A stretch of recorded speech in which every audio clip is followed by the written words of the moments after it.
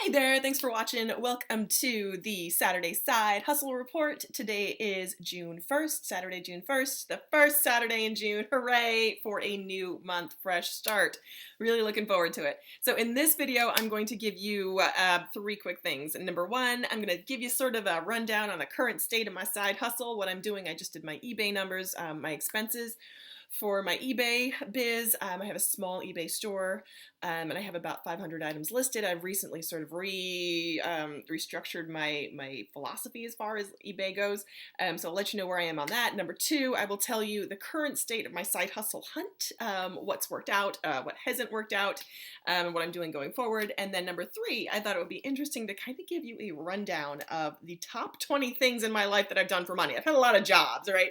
So I pulled out the top 20 that I thought were the most interesting, and as it says in the title, even I was surprised by numbers 5 and 6. So I'll jump right into it and I'll give you my eBay numbers. So just to review, I have a small eBay store. I sell things around the house as well as things that I get from like places like the Goodwill bins and thrift stores and yard sales. It was really just a hobby, but I'm really trying to refine this and make it more of a viable business. And that means really looking at my strategy and figuring out where is the most profitable place to spend my time and my energy. So I am really keeping close watch on my numbers, and I've got to admit for this month I really wasn't that active in my store, mostly because I've been traveling for work. I traveled 1 week. But I just hadn't been putting as much energy into the store as far as listing goes. I had been kind of going in and updating and trying to do something every day just so that the store had some activity and it wasn't just sitting there idle. I don't know my full sales because it takes a couple days to for the numbers to sort of even out. But I do know my expenses, as in things that I had spent money on for the store. So I know, again, total expenses, things that I can deduct out. And I'll kind of run through those. So I sell perfume, and sometimes I like to sample that perfume to see if it's something I would like to sell. So I had 2 perfume samples, and one was $28.75, one was $16.82. I had a mileage cost of $50. I also add in my subscription for Hulu and Spotify. That's paid by the store. So that's $20 and $10.65 respectively. I also had a charitable contribution of $38.53 for a 5K that I'm running, and I also have a driving class, tuition for a driving class because I do drive for my job for this side hustle. That was $12.50. So total deductible expenses were $177.25. That is not including the storage space that I pay to store my inventory. That is a whole separate deduction, and that is because you're only allowed to deduct 500 square feet, but you are allowed to fully deduct that. So I haven't even come close to covering that. That is my goal eventually, to be able to cover the storage space in this area where I live. So we're working toward that. My total expenses were $177.25. And again, these are all fully deductible. But the point is, they're things that I would do anyway. So I love that I'm able to do this through a business right now that's a hobby, but something that I'm working toward building into, again, a viable business. So going forward for June, because I don't have any travel planned at present, it's just kind of day trips. I'm looking forward to expanding my process and really getting into my inventory, to listing more, to being more selective in what I list. And then kind of, again, refining my process and focusing on quality listings over quantity listings. So that is my plan for my eBay store going on, which is at present the only side hustle that makes me any money. So that's eBay. And I just did my books. I keep this weekly bookkeeping ledger because I like having it on paper. I also have a Google Docs spreadsheet that I use, but I think it's always nice to see things written down on paper. So I'm turning the page. I'm starting a new page for June and looking forward to it. So that's eBay done. My other side hustle, my J.O.B side hustle, and at this point I really have to give a shout out to 2 viewers who leave amazing comments, and I really need to say thank you to them. The first is Timothy John Luke Smith, and I have to say thank you so much for your encouraging comments, and they just brighten my day every time I see them, and I thank you so much for doing that. I really, really appreciate it. You've given me just some incredible advice, and I really take it on board. And the second person is Vic Banerjee, and I hope I'm saying that phonetically correct, because he was the one that says, sometimes you just need to get a J.O.B. And I was like, yes, I do. And then he was like, you know what? You need to think about the way that you're allocating your time and your energy. And I'm like, absolutely, I do. And that means for right now, cutting out some things that I like to do, but don't necessarily make me money. And that is playing out this weekend because there is a concert going on with that volunteer orchestra that I played with last month that I had an amazing time playing with. I just adored it. I had such a good time. But A, it doesn't pay money, and B, it's in the city. So you have to pay to get in, you have to pay to park, and then there's the wear and tear in the car. And as well as I'm using time, money, and energy to practice and to show up there and to be present, which it was killing me because it's going on right now. And like these people that I just adore, like I met them once and they're just the kind of people that you meet them and you're like, you just feel like you've known them all your life and you just want to, they're like your friends. They are your friends. So I am not playing the concert. The concert is tomorrow, but I am going to the concert. So I will be there to support and I will be donating. So that's the plan. And I feel like that's a good compromise because I've been able to take the time I would have spent in rehearsal. And even though it's not necessarily been devoted to the side hustle, it doesn't exactly equal out, time saved versus time spent on the side hustle. It does absolutely work out in energy and in savings because I'm not paying to go into the city and I'm not paying to park for those 3 days. So that was huge. I will pay to park tomorrow when I go in. So that's just an example of how I'm really thinking about how I allocate my time and attention in regard to my side hustle and upping my my get out of debt and financial moving into a net worth positive place. So that played out there. In terms of the side hustle hunt. So I have shared this with you. I was denied by Instacart because I have a speeding violation on my my driving record, and it was recent. It was just in February. I'm not heartbroken over that, but I am still in the hunt for a J.O.B. So that is what I am doing. And forgive me, I have them all listed out. Here are some things that I've tried in my hunt to find a side hustle job. And again, if I were to rate my level of effort, how much effort I'm putting into looking for a side hustle, I would say it's pretty low. I'd say like out of 10, it's maybe a 2 or a 3. I'll go on Craigslist. If I see something interesting, I'll apply. I've applied for maybe 4 or 5 things, and each one gets a little bit better. So I've been looking for about a month and a half, and I didn't hear back from the first 2, and the third one I heard back. So it wasn't positive because they were looking for someone during business hours, but I did definitely know, I knew exactly how to apply, and I knew what they were looking for, and I knew what I could offer. So that's definitely positive. So that was for an eBay lister. They just wanted someone for $14 an hour to come into their store and to list their items. And I'm like, done, got it. Like, that's me. I know exactly what you want. You want someone that can get it done quick once you're up to speed. You want quick, accurate, and self-motivated. So I emailed him.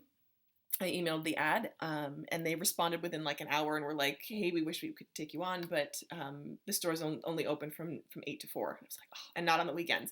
It's like, bummer, but closer. So if I could find someone like that, that'd be great. I'm also still looking for like childcare opportunities because I'd love to like sit with kids over the weekend or overnight.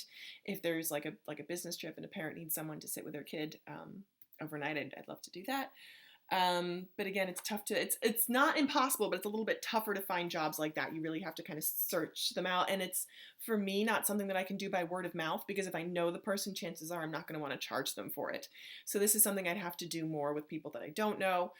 Maybe a friend of a friend would be okay, but it's a little bit more challenging to find. So this is what I'm going to do starting this month, June.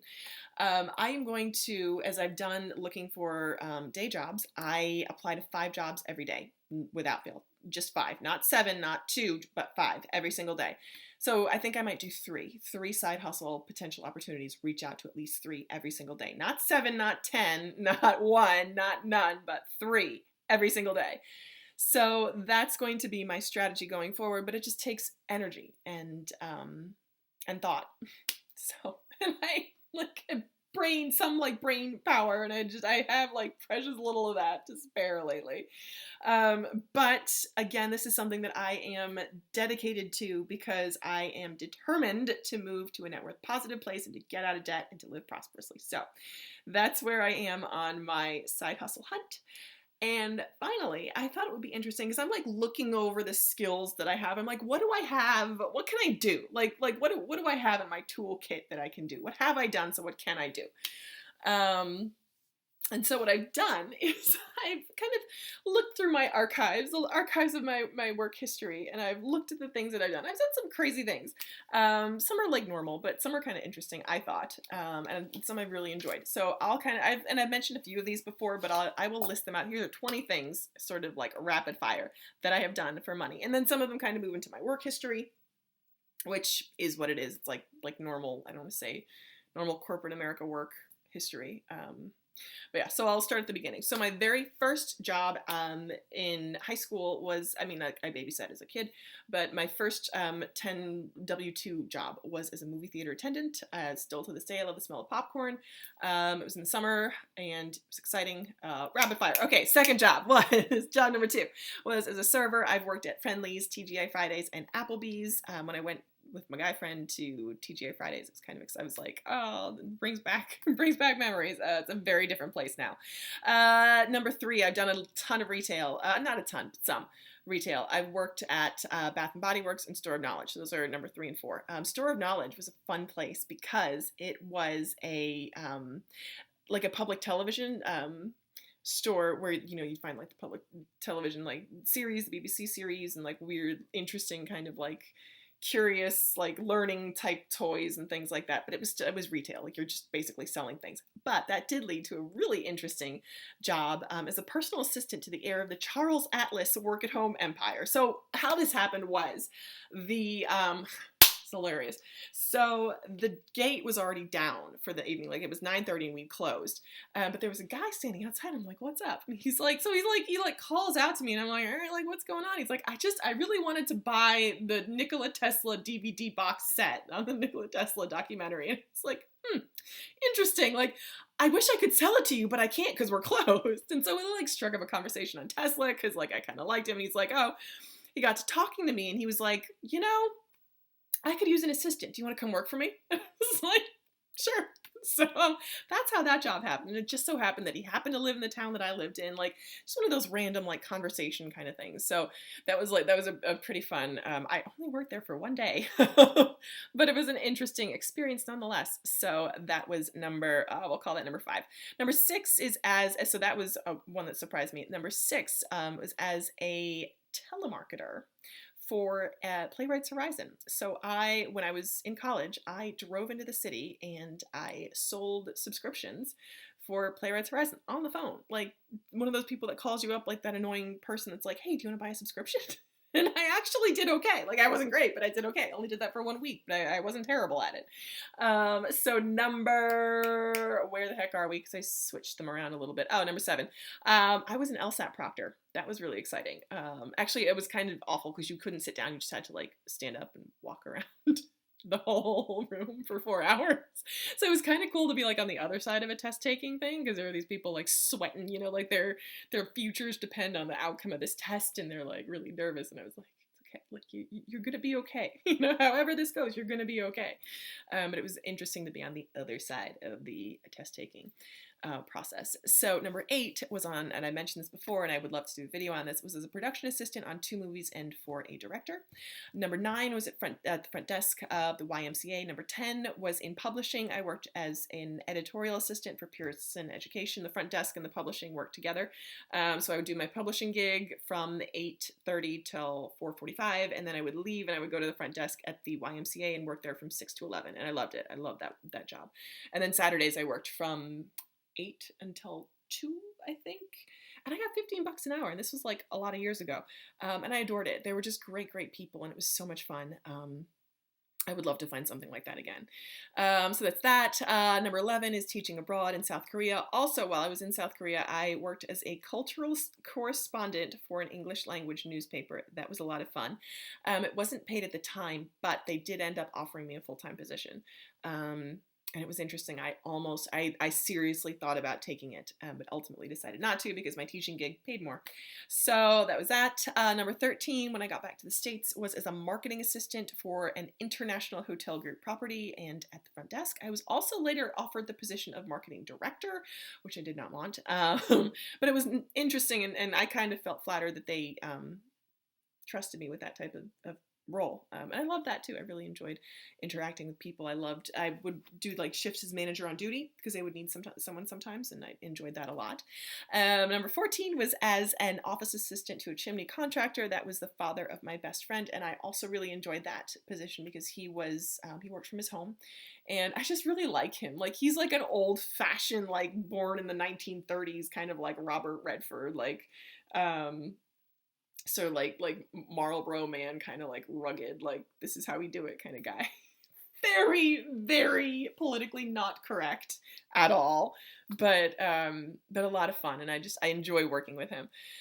Then after that, I worked as a recruiter for a medical and pharmaceutical sales recruiting agency. After that, I worked as a special assistant to a CEO who was a Pakistani Jew, owner of a medical device home healthcare company and neighborhood pharmacy. He also ran a school in Lahore, Pakistan, where I'm pretty sure he was laundering money because he was later indicted by a federal grand jury on charges of campaign fraud, and it was just messy. It was messy. I only worked there for couple of months. Very interesting, very eye-opening into the whole sort of political process. I also worked as a marketing assistant at an architecture firm. That was a very fun job.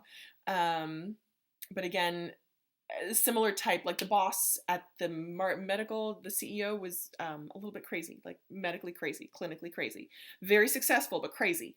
At the architecture firm, the boss was very brilliant, very good at what she did, but also kind of crazy. Just a little.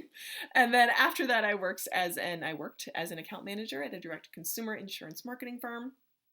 And then that led to my most current position where I am right now, which is an account manager at a digital media company.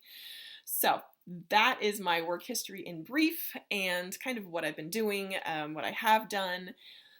A little bit of where I'm looking to go, things I'm looking to build, because I feel like I've kind of stayed on the same level. I've moved up a tiny bit, but I've not really explored fully. Like, I don't feel like I've ever really worked to my potential when it comes to like work.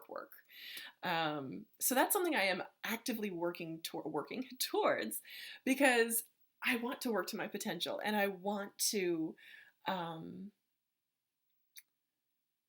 I want to just develop, because I feel like I'm kind of stagnating, and I have to say resources at the time, certainly, and I want to grow. So both in my side hustle and in my day job, I'm looking to receive and to accept and to not be worthy of, but to receive more income just for being me and for being more of me in the marketplace. So that is my goal. This has been my side hustle. As always, I thank you so much for watching, and I hope that you will keep watching.